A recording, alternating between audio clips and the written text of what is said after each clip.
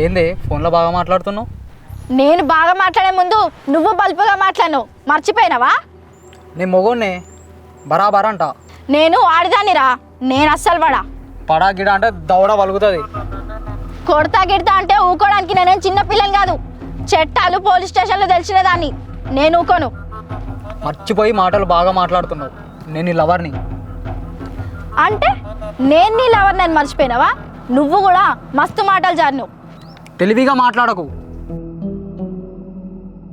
నీకు తెలివి లేక నేను మాట్లాడిన ప్రతి మాట తెలివిగానే అనిపిస్తుంది.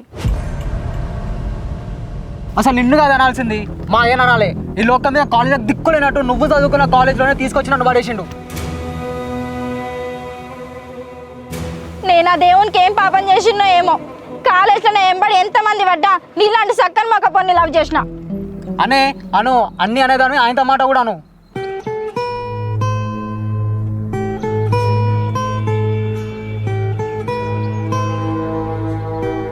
వాడు చెప్తే తప్ప నేను చెప్పను. ఇప్పుడు నేను ఆ మాట చెప్తే వాడే నన్ను కాదనుకొని పోయిండు. నాదేం తప్పులేదని ఊరంతా ప్రచారం చేస్తుంది.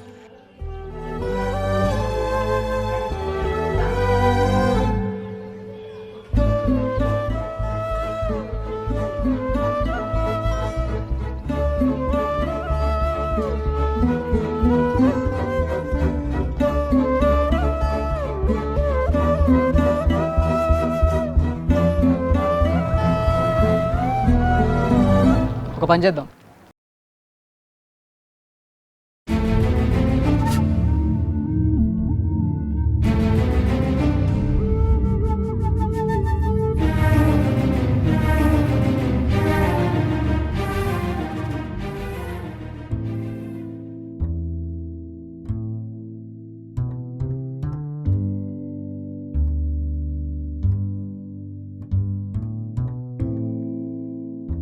ఏమైందిరా?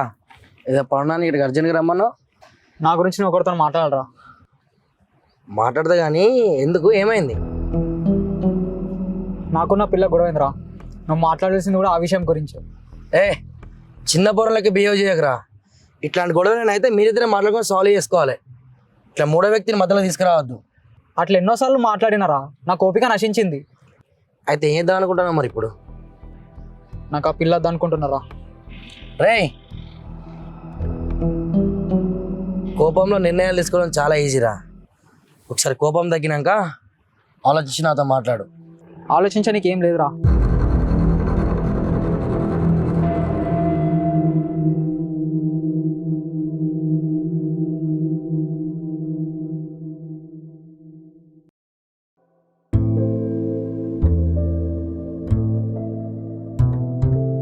ఒక ప్రేమ జంట ఒకటే క్రమంలో 101 సమస్యలు వస్తుంటాయి. వాటిని పోయేదారిలో పోనీయకుండా ఆపి మరి ఆరాధిస్తే ఇలాంటి గొడవలే అవుతాయి. నువ్వు చెప్పింది నిజమేనే, కానీ నాకు వచ్చింది 101 కాదు, 1001. అందుకే ఈసారి నాతో కాక వాతో గట్టిగా లొల్లి పెట్టుకున్నా. సరే తీ, నువ్వేం బాధపడకు. మిమ్మల్ని కలిపే బాధ్యత నాది. ఏమోనే, అట్లా డల్ అయితే వేందే? నేను మిమ్మల్ని కలుపుతా అని చెప్పినా కదా. నా మీద నమ్మకం లేదా? నమ్మకం కాదే, నాకు వాతో కలవాలని లేదు. ఏం బాధపడకే, అంతా సెట్ అవుతుంది. నేనున్నా కదా.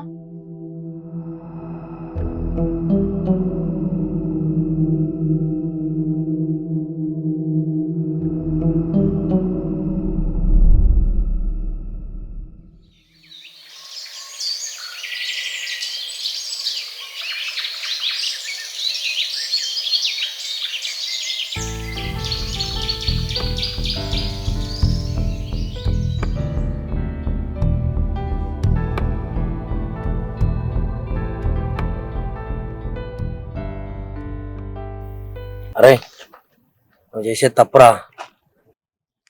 ఏం తప్పురా? ఇప్పటికే 30 సార్లు అన్నావు ఈ మాట. నా ప్లేస్ నుండి చూడు, నీకు తెలుస్తుంది. ఏం మాడతావు బే? తీర్పు ప్రతి జడ్జి అట్లా ఒక నేరం చేసి న్యాయ గురించి చెప్తాడా? ఒక్కసారి ఆలోచించరా. ఒక్క సెకండ్ కూడా ఆలోచించకుండా ఆలోచించిన అవ్వదని చెప్తాను.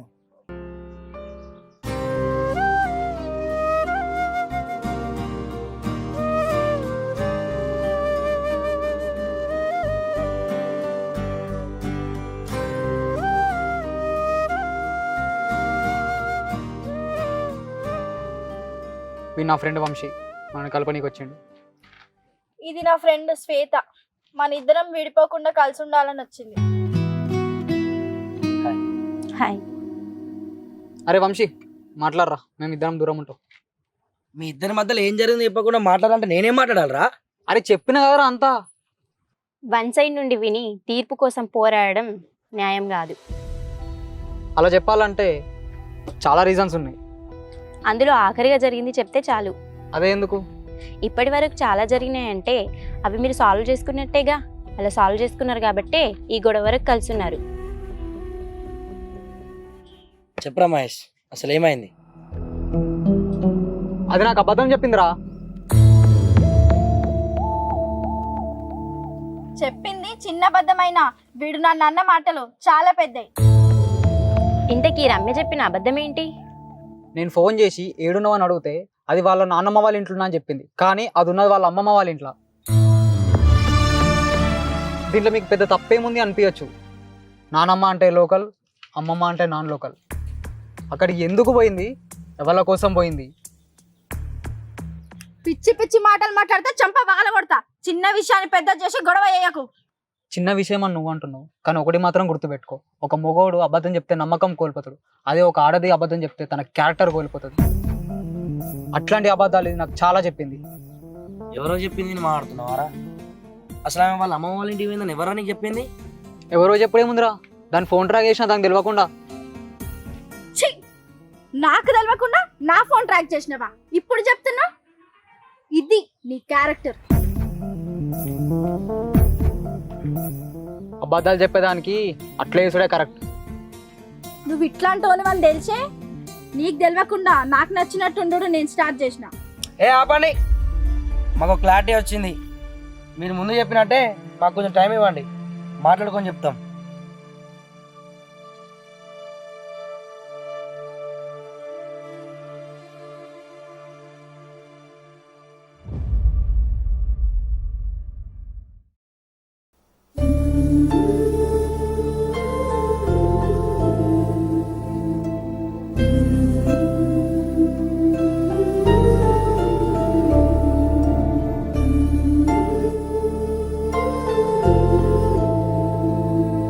సారీ అండి.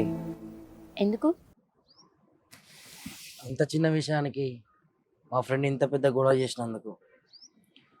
మీరు కాదు సారీ చెప్పాల్సింది, మా ఫ్రెండ్ తరపున నేను చెప్పాలి. మీరెందుకు సారీ చెప్పడం అండి? మగాడన్నాక ఆవేశంలో ఒక మాట అంటాడు, అది అర్థం చేసుకొని ఓపిక పట్టచ్చుగా. ఓపిక కూడా ఒక హద్దు ఉంటుందండి. మావన్ మాటలు ఆ హద్దులను దాటిపోయి ఉండొచ్చు. అయితే ప్రేమ అనే అందమైన పంజరంలోకి అడుగుపెట్టినప్పుడు అందులో నుంచి తిరిగి వెళ్ళే ఆలోచన మానుకోవాలి. మీరు ఆమె నిర్ణయాన్ని చూస్తున్నారు కానీ దాని వెనుకున్న బాధను చూడట్లేదు. అసలు బాధలు లేని జీవితాలు ఎవరివండి? అది కూడా నిజమే. సరే, ఇదంతా వదిలేసి వాళ్ళిద్దరి సంగతి ఏం చేద్దాం? ఇక్కడికి రావడానికి ముందు నా ఫ్రెండ్ ఏం చెప్పిందంటే నాకు ఎలాగైనా సరే వాడితో బ్రేకప్ కావాలంది. మావాడేమైనా మంచి వాడలు చెప్పిండు అనుకుంటున్నారా? వాడు అదే చెప్పిండు. ఒక రోజు వాళ్ళ కోపం చల్లారుద్ది, ఇక్కడ ఎట్లయినా వాళ్ళని కలుపుదాం అనుకున్నా. కలిసిందామనే ఆశ కన్నా విడిపోబోతున్నామనే ఆనందమే ఎక్కువ ఉంది వాళ్ళ కళ్ళల్లో. కడదాకా కలిసి ఉండి కాటీలు కూడా తోడుంటారు అనుకున్న జంట కళ్ళ ముందే విడిపోతారంటే తీసుకోవడానికి చాలా కష్టంగా ఉంది. కలిసి ఉండాలన్న ఆలోచన ఇద్దరు వ్యక్తులతో పాటు ఆ దేవుడు రాతలో కూడా ఉండాలి. ఇప్పుడు ఏం చేద్దాం?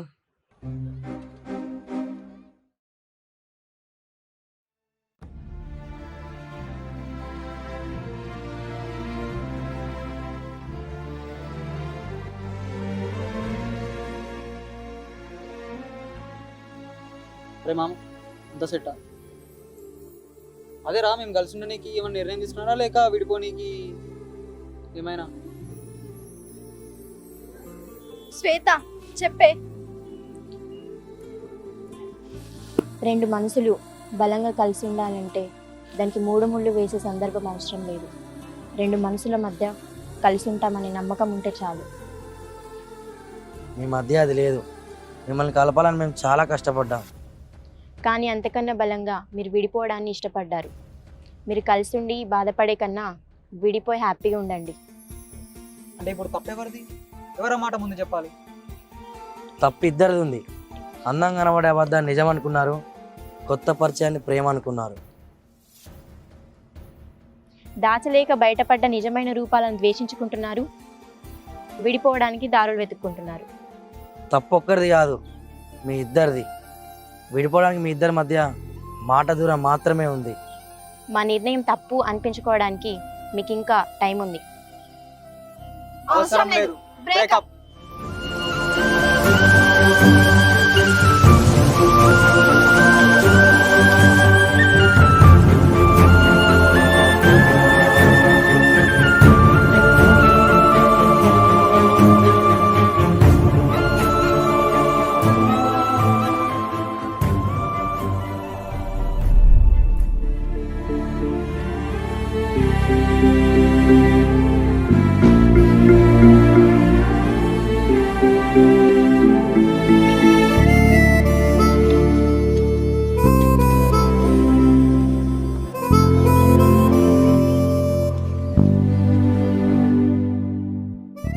I love you.